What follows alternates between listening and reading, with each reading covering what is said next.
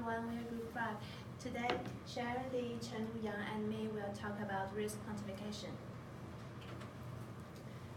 First, I will talk about financial statement assumptions. Income statement assumptions. We assume that revenue and costs are correlated to will follow the following trends. And balance sheet assumptions, we mainly assume that total asset will grow at a constant rate and individual asset will remain at a constant proportion to the total asset. Also, we make rate assumptions about inflation, tax rate, and discount rate. Let's welcome Sharon to introduce business segment. Thank you, Wenjia. We divided our company into 6 segments, which are infrastructure subscription, US application subscription, and training and service, which both in the US and the international sectors. Here's our baseline assumption for our company.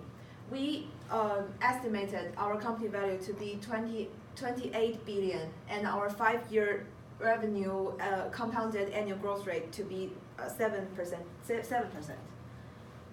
Now let me introduce our first risk, the human resources, and which is an operational risk. The demand of our IT professionals is larger than the supply in the US because of our people have a pessimistic outlook for the IT industry.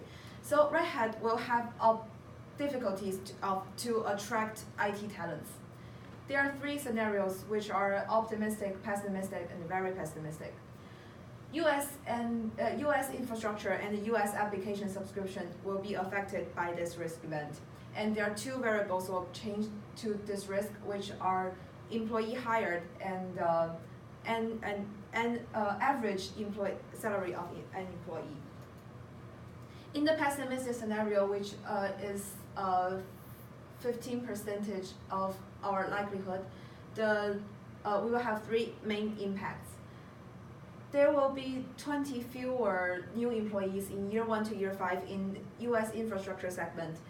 There will be 10 fewer new employees from year 1 to year 5 in the US application development segments, and both segments will have an annual salary increase by 5,000 in year 1 to year 5.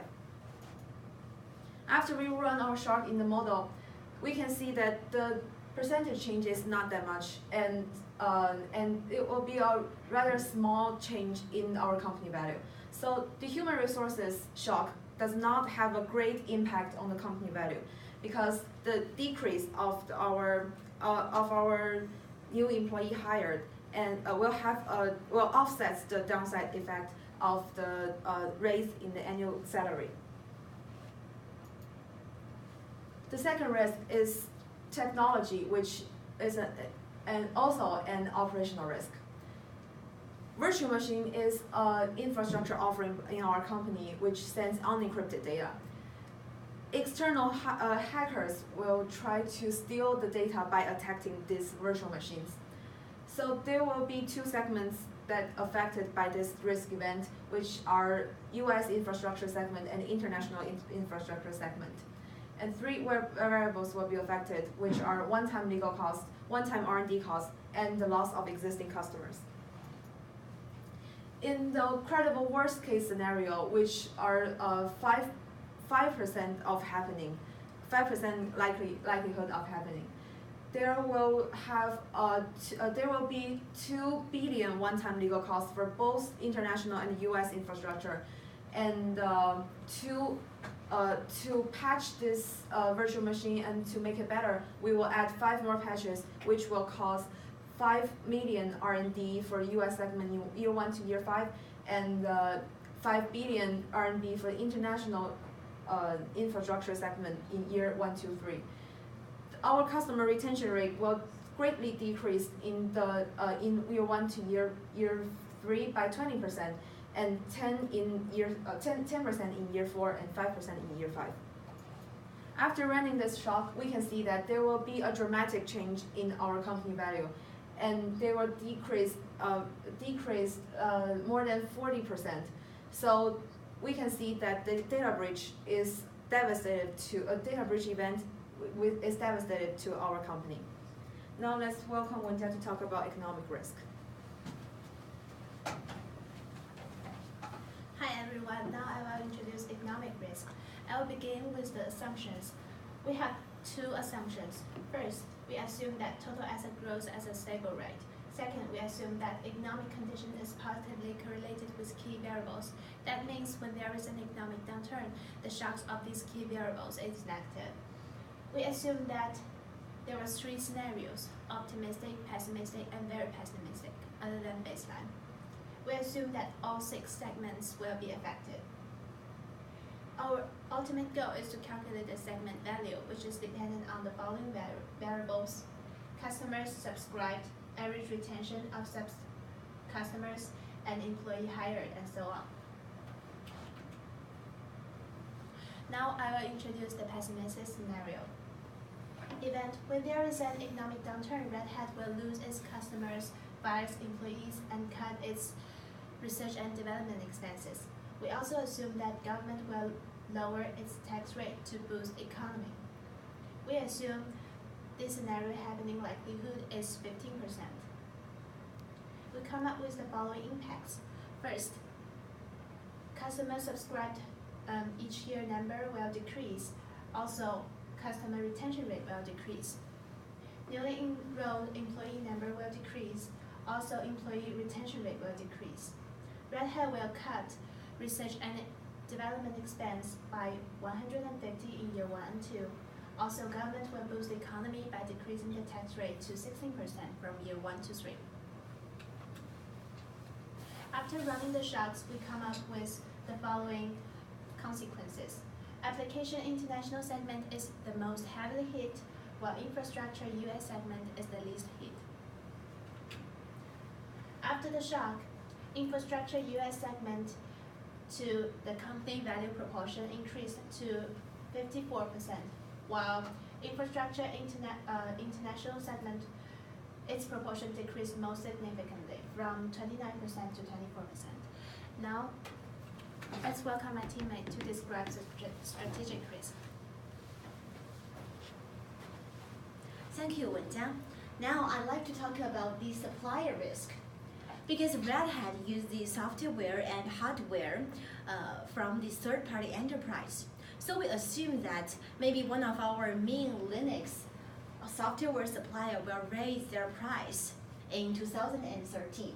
And there will be 3 scenarios.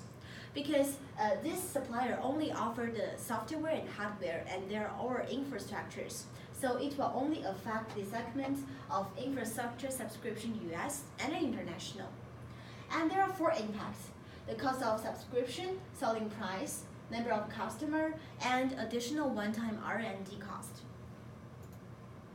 I'd like to talk about the very pessimistic scenario of this risk. Let's assume that our supplier raised the price heavily, and we can find that after the shock, the company value for both the infrastructure US and international decrease. And for the percentage change, for the US is 0.13%, and for the international is 0.43%. We can see that both of these 2 numbers is not too big. So we can have a result that the very pessimistic scenario of supplier risk will not affect Red Hat heavily, which means it's not a big deal. Next, I'd like to talk about the competitor risk. We assume that one of our main competitors released a new iCloud application product, and they have the same customer base as Red Hat does. There are 3 scenarios.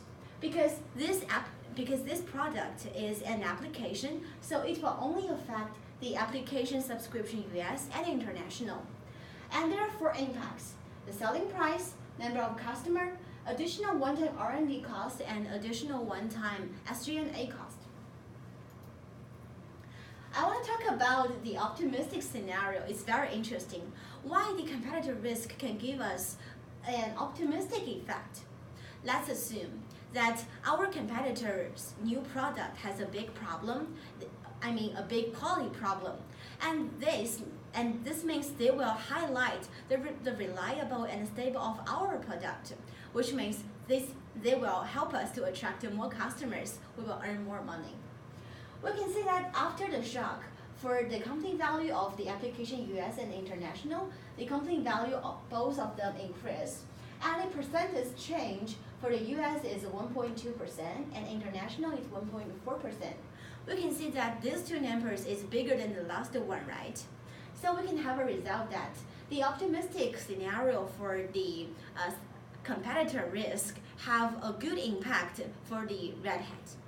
That's all of our presentation. Thank you so much.